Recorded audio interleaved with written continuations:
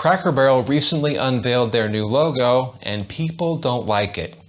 The CEO for Cracker Barrel, Julie Felss-Masino, went on Good Morning America to proclaim that the feedback has been overwhelmingly positive, which is remarkable considering she apparently only surveyed people in her corporate boardroom and her nephew that works in marketing. The company claims that the new logo is a refreshed look and feel, which positions the iconic American brand for the future and is rooted even more closely to the iconic barrel shape. They removed the barrel and they're claiming it's even more barrel. Yeah, the thing that made it barrel was the barrel. So if you take out the barrel, it's not barrel anymore. The logo used to say old-fashioned comfort. Now it says, don't worry, we passed our DEI inspection. Please like, comment, and subscribe. Well, after a week-long firestorm, Cracker Barrel has finally cried uncle after trying to double down, after trying to explain on their website that despite the logo change, despite the decorum change, they are still Cracker Barrel. They still love Uncle Herschel, even though they kicked him off the sign, that they're the same old woke company that they've been trying to become for the past, half a decade or so.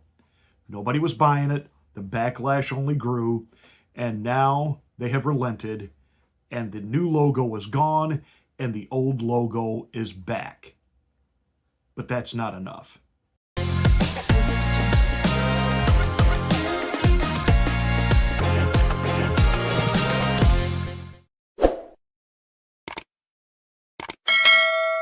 Hi, I'm Pastor Marty. Welcome to the Afternoon Drive. Please make sure that you're subscribed to the channel, and once you are, smack the bell, click the word all. That will give you notification of my rants, my ravings, my undeniably flawless reasonings. Please like and share this video. It's the only way that we can get the word out that we're here. Thank you so much for watching and being a part of the Afternoon Drive.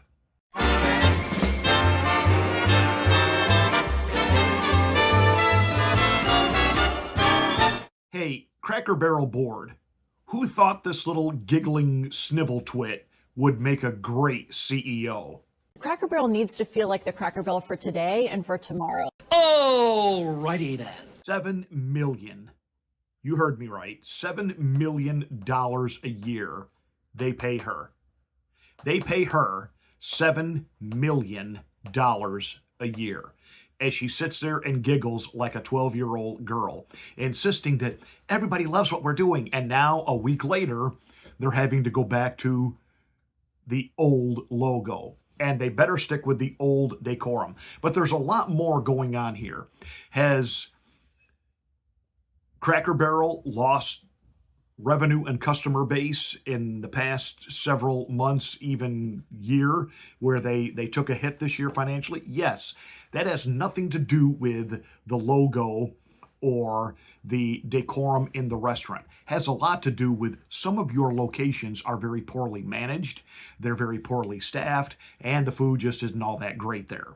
So what you really want to do, instead of hiring a liberal marketing firm to come in and tell you how to go even more woke in DEI, here's a novel idea. Why don't you bring in somebody like a Paula Deen, a woman from the South who's got a way in the kitchen and really knows how to create the kind of food that people love to eat. Why don't you bring in someone like a Paula Deen to examine your menu, go over the items in your menu and tell you, we're at a day and a time where no one, even in the South, is eating or buying this anymore, and now they want this. And by the way, here's a way to prepare it where it still tastes great, but isn't quite the heart attack on a plate that will require you to have an angioplast after dining here. They could do that. At the bare minimum, you need to fire that sniveltwit CEO. And what is the matter with you? What is the matter with you, Old Country Buffet? Your customer base are conservative, they're traditional, and most of them are Christians. Churches love to go to Cracker Barrel.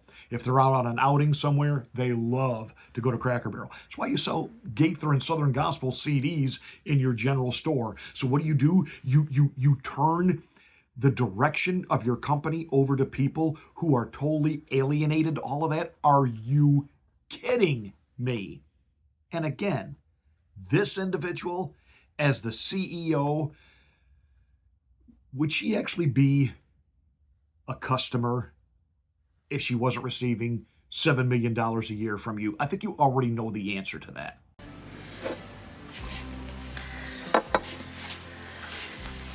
What's this over here? You never heard of grits?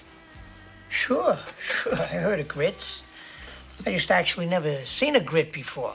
Now, of course, the liberal critics, who are never going to eat there anyway, no matter how much Cracker Barrel lines up with the LBGT rainbow community guidelines and, promotes all of their agenda and pride, etc., etc., etc., they're never going to actually go there and dine. But now they're criticizing Cracker Barrel for caving to the MAGA right and caving to Donald Trump, who had tweeted out yesterday over on Truth Social that you've received $1 billion worth of free advertising, and if you're smart, you will pivot, go back to the logo, which the people love, and make more money than you've ever made before. And he's right. You can recover from this. Coca-Cola did it. Coca-Cola was number one, and then one day in the 1980s, they decided they needed a new formula.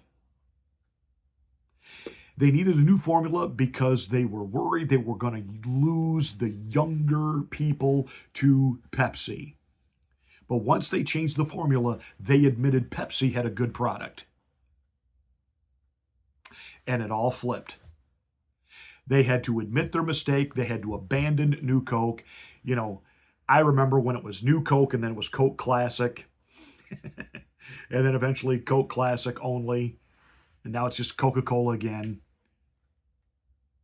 Bud Light put Dylan Mulvaney on a few cans of their beer and had him do a YouTube commercial and went from number one in the light beer market to, I think they've managed to climb up to number 3 now. But they're still in process, and they've gone back to their frat boy style commercials. Oh, and they got rid of the marketing president. Time to cut your CEO loose, Cracker Barrel. Time to get back to doing what you do. And don't apologize for it. And don't cave to the woke liberals, to the elite liberals. They don't like you, and they're never going to dine there anyway.